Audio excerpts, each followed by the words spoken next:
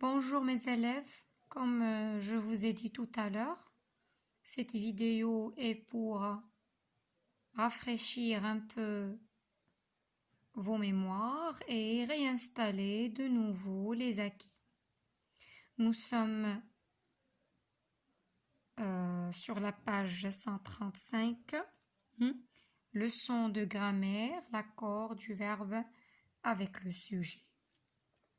Que dit la règle? Que le verbe s'accorde avec son sujet. Dans une phrase, on a le groupe sujet et on a le groupe verbal. Ces deux parties-là doivent être en accord. Tout simplement, si le sujet est au singulier, le verbe aussi est au singulier. Ça veut dire quoi que le verbe est au singulier? Ça veut dire que le verbe doit prendre la terminaison du singulier qui convient au sujet. Sachant que les pronoms, par exemple, les pronoms singuliers je, tu, il, elle, pour chaque pronom personnel, on a une terminaison précise. Dans n'importe quel temps, présent, imparfait, ce sont les deux temps qu'on a vus. Alors, on doit avoir l'accord. Et si le sujet est au pluriel, directement, on doit mettre l'accord au verbe, et donner la terminaison du pluriel qui convient. Regardez ici. Elle utilise un bol. Elle singulier, troisième personne du singulier. Regardez le verbe utilise conjugué. La terminaison à la fin, c'est E. Alors là, c'est l'accord. La terminaison convient parfaitement au sujet. Lorsqu'on a mis le pronom personnel au pluriel, alors qu'est-ce qu'on remarque? Que la terminaison a changé. Pourquoi? Pour donner l'accord au verbe avec son sujet. Le sujet change de nombre directement. Quoi? Le verbe doit s'accorder et subir le changement de la terminaison. Cette leçon a une deuxième partie. Qu'est-ce qu'on a dit? Que le verbe s'accorde avec son sujet, c'est ce qu'on vient de dire tout à l'heure. Le sujet est souvent placé juste devant le verbe, c'est le plus souvent, mais parfois il est séparé du verbe par un mot ou un groupe de mots. Ça arrive parfois dans des phrases d'avoir un petit mot ou un groupe de mots qui sépare le sujet du verbe, mais ça ne change rien. Même s'il y a des mots entre le sujet et le verbe, toujours le verbe s'accorde avec son sujet en genre et en nombre, toujours. Parfois, plusieurs verbes ont le même sujet. Oui, ça arrive. Chaque verbe s'accorde alors avec ce sujet. Oui, dans des phrases, on peut avoir un sujet, mais avec plusieurs verbes. C'est-à-dire quoi? C'est-à-dire que c'est toujours le même sujet qui fait ces actions-là. Même s'il y a assez d'actions, 1, 3, 4, 5, n'importe combien. Regardez cette phrase. Elle pousse et ne gèle pas. Là, on parle de qui ou de quoi? De elle. Notre sujet, c'est la troisième personne du pluriel féminin, féminin pluriel. Elles font quoi? Elles poussent. D'abord, c'est le verbe pousser, verbe en ER, terminaison ENT, c'est bien, c'est la bonne qui convient au sujet. Et ne gèle pas, geler, d'accord? Terminaison ENT, toujours la même. Alors, qui est-ce qui gèle? Et qu'est-ce qui pousse? Là, on a deux actions. C'est toujours le même pronom personnel sujet elle. C'est lui qui fait les deux actions. Et on peut même avoir dans certaines phrases un sujet qui fait plusieurs actions.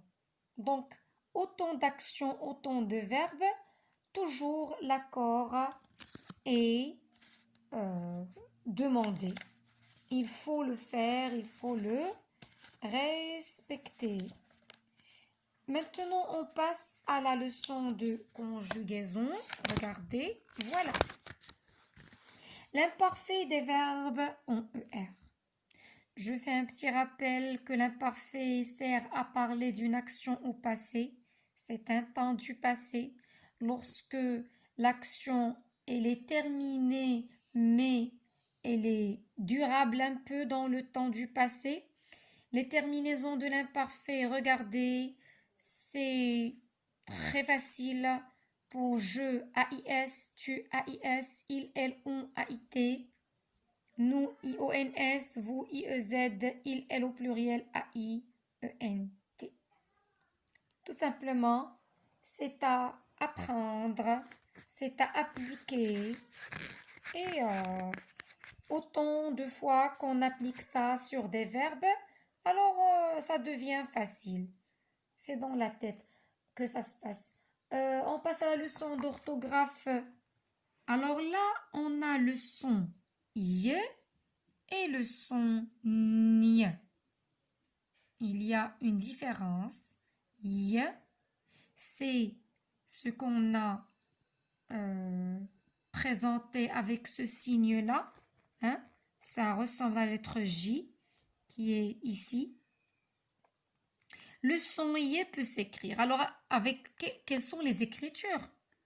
Quelles sont les écritures qui nous donnent le son y, qui nous transcrit le son y? On a les deux lettres, la lettre I avec les deux lettres L. I, comme dans l'exemple, la fille. Il, c'est il, mais ça se lit y lorsque c'est à la fin du mot masculin, comme dans l'exemple, le travail. La lettre Y, lorsqu'elle est devant une voyelle, un crayon. D'accord? Elle est devant une voyelle, elle se prononce I. La lettre I, lorsqu'elle est devant une voyelle aussi, voilà, comme un cahier, la lettre I est devant la voyelle E et on a déjà ER qui se prononce E, donc un cahier. On passe au son N. Regardez, ça c'est le signe. C'est ce petit O avec deux points en bas. S'écrit avec les lettres GN toujours. Il y a une écriture. Il y a une graphie. C'est GN qui se lit,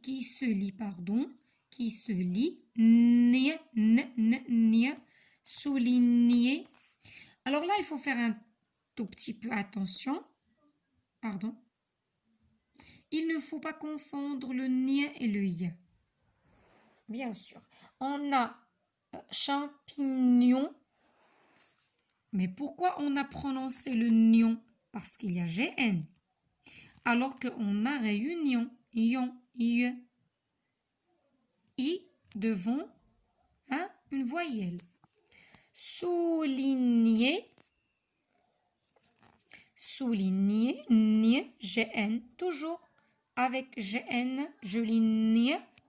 Ne confondez pas avec I, jardinier. Ici, c'est vrai qu'il y a le N, mais c'est de la lettre N. C'est pas le son N, N, non. C'est le son N qu'on a ajouté au son I, jardinier. Le son N avec le Y, c'est un peu presque le même avec nier, mais dans l'écriture, c'est autre chose. On passe maintenant à la leçon de lexique, les mots de l'école. L'école, que vous connaissez bien, qui est un lieu où les élèves vont pour apprendre. Dans cette école, il y a plusieurs choses ou bien personnes, mais qui ne peuvent avoir rapport qu'à l'école. Si je dis le maître, la maîtresse, ce sont des personnes où on trouve à l'école. Que font ces personnes-là? Enseignent plusieurs matières. Ils enseignent. Hein? Ils vous permettent de quoi? Il vous permet, le maître vous permet d'apprendre de nouvelles leçons. Et ces leçons-là, ça dépend de la matière. Des leçons de mathématiques, des leçons de français, l'enseignement moral, ça c'est pour les grandes classes, et civique aussi, même si ça, on parle du moral et de l'enseignement civique, ça se fait même dans les petites classes avec la maîtresse lorsqu'elle vous apprend ce que vous devez faire, les règles, ce qu'on ne doit pas faire, respecter les consignes, ainsi de suite de l'école, les arts plastiques, hein, le PS qui est l'éducation physique et sportive, le sport que vous faites, et il y a aussi d'autres matières. Un élève doit apprendre des leçons et faire des exercices. Normalement, c'est son devoir. Ce sont les consignes qui indiquent ce qu'il faut faire, bien sûr. Lorsque la maîtresse vous apprend une leçon, là, vous devez répondre à certaines consignes pour montrer à la maîtresse que vous avez bien compris la leçon. Ces consignes-là, soit qu'on vous demande par exemple de souligner, souligne le verbe, entoure, j'entoure la terminaison, recopie l'exercice, coche, je coche la bonne réponse, écris le paragraphe, calcule, je calcule cette addition, classe, je classe les mots dans la bonne colonne, range, je range ces phrases dans l'ordre pour donner un bon sens. Vous voyez? Alors, à l'école, il y a des mots précis à l'école. Et évidemment, il y a des mots, des verbes, des noms qui ne peuvent pas être conçus pour l'école. J'espère que c'est bien compris. Je vous rappelle aussi qu'il y a des vidéos qui expliquent encore mieux ces leçons-là. Revisitez vos vidéos. Je vous souhaite bon courage. J'espère que vos réponses soient justes et à la prochaine. Merci.